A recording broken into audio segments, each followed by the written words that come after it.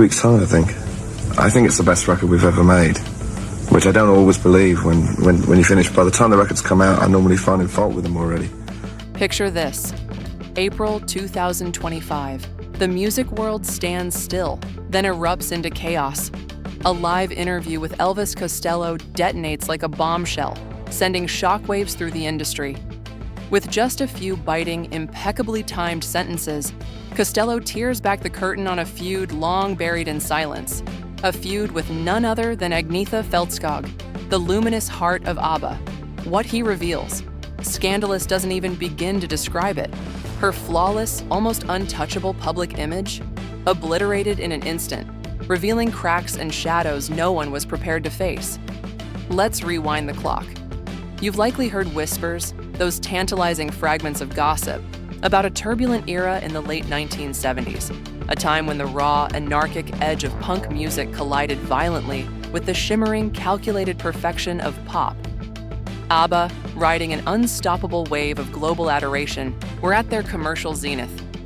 Elvis Costello, meanwhile, was carving out a legend of his own, brandishing razor-sharp lyrics and a take-no-prisoners attitude that left no sacred cow unchallenged.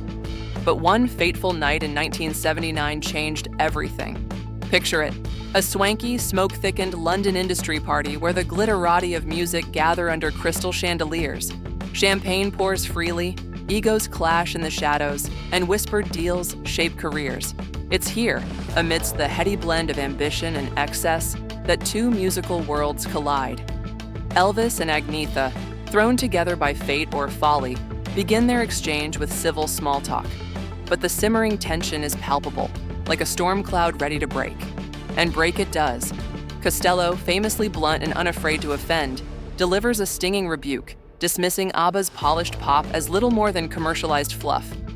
He mocks Agnetha directly, branding her a puppet of pop capitalism, a manufactured icon propped up by marketing machines rather than true artistry. The room? Instant silence. Every breath hitched, every eye locked onto the unfolding drama. Witnesses describe Agnetha's face, drained of color, her poise cracking. And then, the eruption.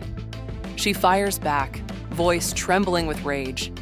The words are lost in the gasps and murmurs of the crowd, but the impact is unforgettable.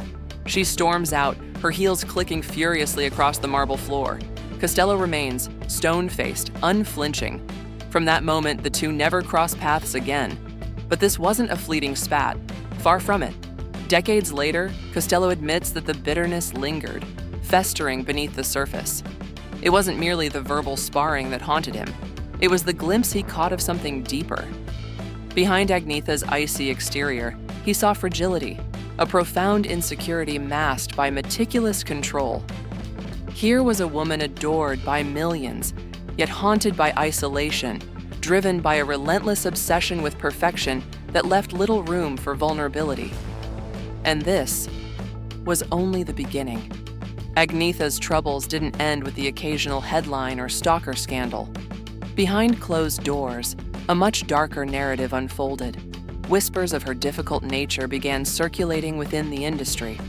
Stories of control, tension, and emotional volatility.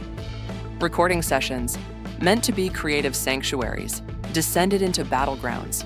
Producers and collaborators spoke of being pushed to their limits, some leaving studios in tears, others vowing never to return.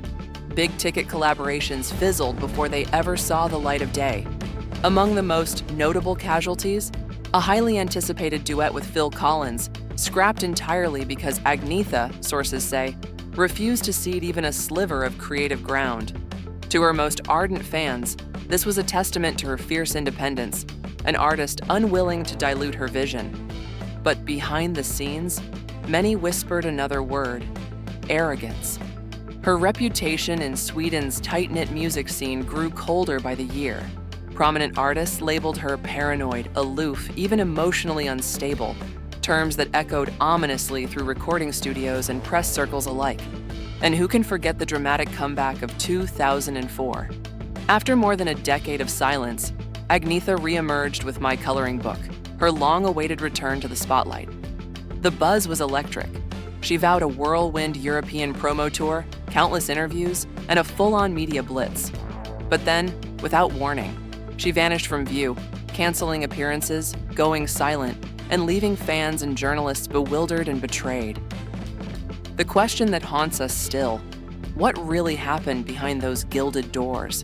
What hidden demons drove one of pop's brightest stars to such extremes? One thing's for sure, there's more to this story, and we're just getting started.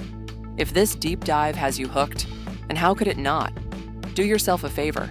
Smash that subscribe button right now and hit the notification bell so you never miss the next explosive reveal.